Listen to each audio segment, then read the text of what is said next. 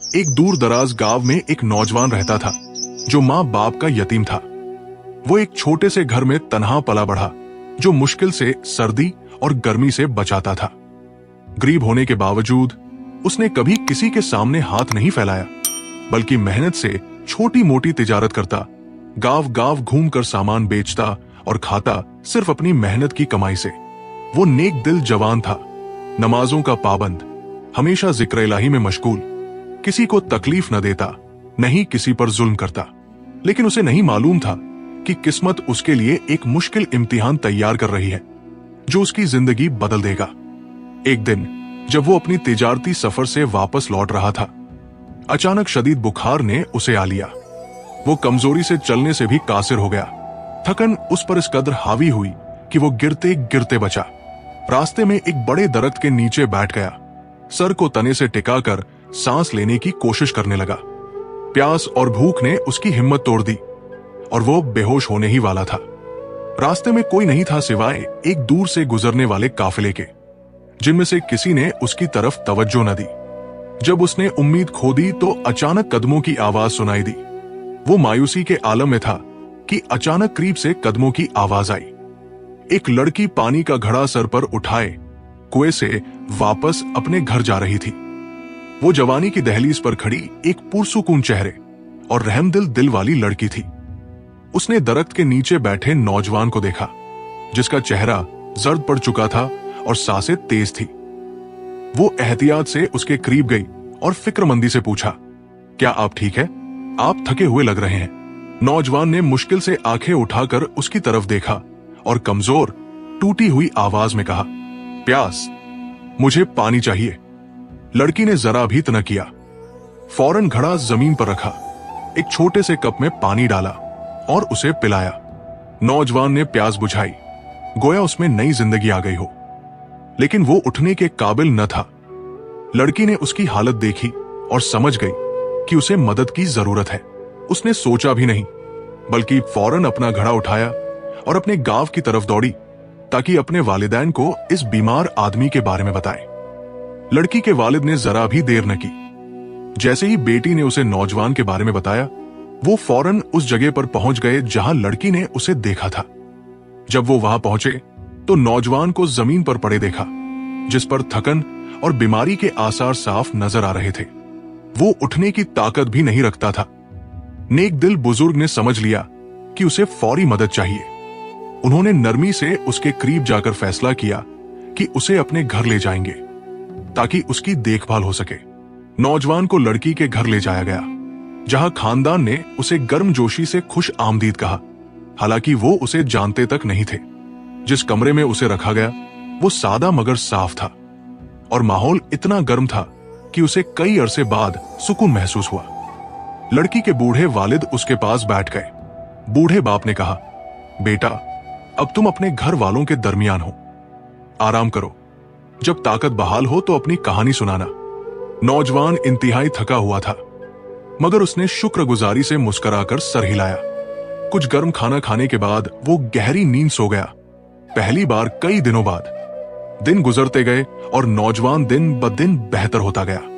लड़की अपनी मां के साथ मिलकर उसके लिए खाना लाती और ऐसा करते हुए वो महसूस करती कि ये बहुत अच्छे अखलाक वाला आदमी है।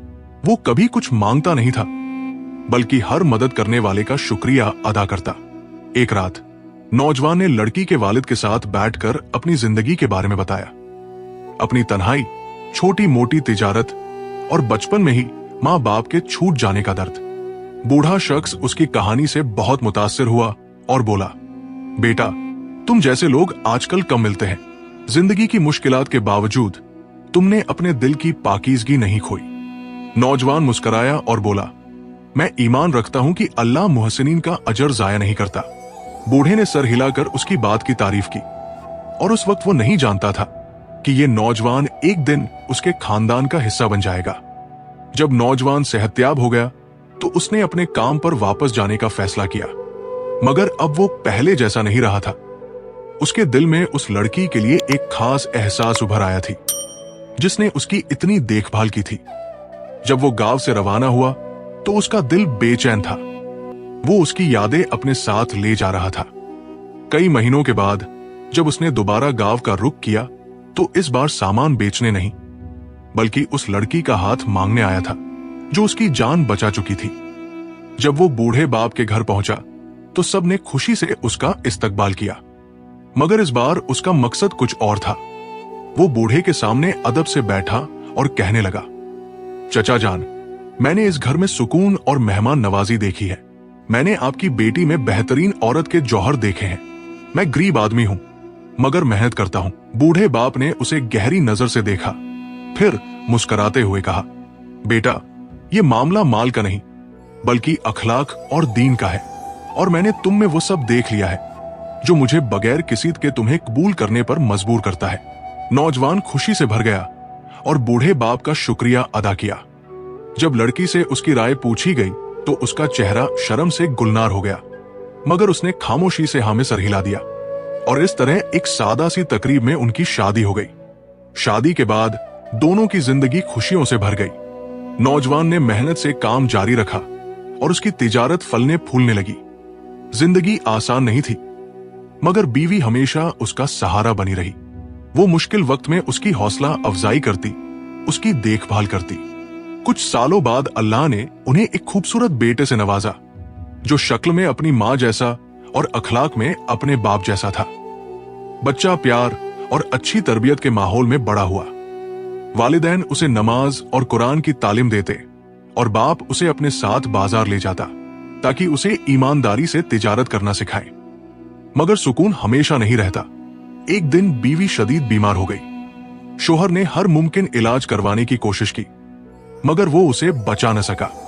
एक तारीख रात में वो खाली कह कीकी से जा मिली और अपने पीछे एक गमजदा शोहर और एक छोटा सा बेटा छोड़ गई जो अभी मौत का मतलब भी नहीं समझता था। साल गुजर गए और बेटा जवान हो गया।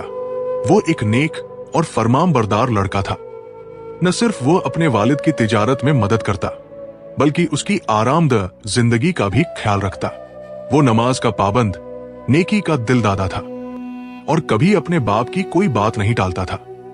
बाप उसमें अपनी ही तस्वीर देखता था और हमेशा उसके लिए दुआ करता।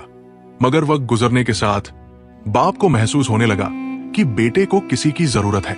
बाप ने सोचा कि बेटे को अपनी जिंदगी गुजारने के लिए एक नेक बीवी चाहिए जो उसे नेकी की राह पर चलने में मदद दे और उसका सहारा बने। मगर मामला बाप की तवक्को के बरक्स चलने लगा। बाप ने बेटे को समझाया कि दीनदार और अच्छे अखलाक वाली लड़की से शादी करना जरूरी है, मगर जवानी के जोश और दोस्तों के असर में आकर बेटे ने बाप की बात पर पूरी तरह अमल न किया। उसने एक ऐसी लड़की पसंद कर ली जो उसे खूबसूरत लगी, लेकिन उसने उसके अखलाक और दीन पर ज्यादा तवज्जो न दी। बाप ने उसे अच्छा इंतखाब करने की अहमियत समझाने की कोशिश की, मगर बेटा अपनी खुशी के रास्ते में रुकावट नहीं चाहता था। आखिरकार शादी हो गई और बाप खुश था कि उसका बेटा नई जिंदगी शुरू कर रहा है, मगर उसे नहीं मालूम था कि ये जिंदगी उसके लिए अंधेरे के सिवा कुछ नहीं लाएगी। दिन गुजरने के साथ ही बेटे में तब्दीली आना शुरू हुई। वो फरमानबरदार बेटा नहीं रहा जो अपने बाप का अदब करता था। वो कम मिलने लगा, देर से घर लौटता और अपनी बीवी और उसके तर्जे जिंदगी में मगन हो गया। कभी कभी वो अपने बाप से बेरुखी से बात करता जो पहले कभी नहीं हुआ था। बाप को महसूस होने लगा कि कुछ ठीक नहीं, मगर उसे अंदाजा नहीं था कि बेटे की बीवी उसके दिल में बाप के खिलाफ नफरत भर रही है। वो बेटे को बावर कराती कि तुम्हारे बाप बूढ़े हो चुके हैं, अब तुम्हें उनकी जरूरत नहीं, अपनी जिंदगी पर तवज्जो दो। बाप दिल ही दिल में टूट गया, मगर उसने उम्मीद नहीं छोड़ी। वो बेटे की हिदायत के लिए दुआएं करता रहा, उस दिन का इंतजार करता रहा जब बेटा अपनी गलती समझ जाएगा। वक्त गुजरता गया, बाप बढ़ापे की तरफ बढ़ने लगा। अब वो पहले की तरह काम नहीं कर सकता था, इसलिए घर में ही नमाज और आराम में वक्त गुजारता। उसकी सबसे बड़ी खुशी अपने पोतों के साथ खेलना और उन्हें खाना खिलाना था। मगर बेटे की बीवी को यह बात पसंद न थी। जब भी वो बच्चों को बाप के पास बैठे देखती, कहती, इधर आओ, उसके साथ ज्यादा न बैठो, उसके हाथ से खाओगे तो बीमार पड़ जाओगे। और फिर आहिस्ता आहिस्ता बच्चे भी अपने दादा से दूर होते चले गए। बगैर ये समझे कि वो क्या कर रहे हैं, वो उन्हें अपने पास बुलाने की कोशिश करता, मगर वो डरते हुए। अगर आपको हमारी वीडियो अच्छी लगी है तो हमारे चैनल को सब्सक्राइब कर लें, लाइक करें, कमेंट करें और अपने दोस्तों के साथ जरूर शेयर करें। अब मिलते हैं अगली वीडियो में।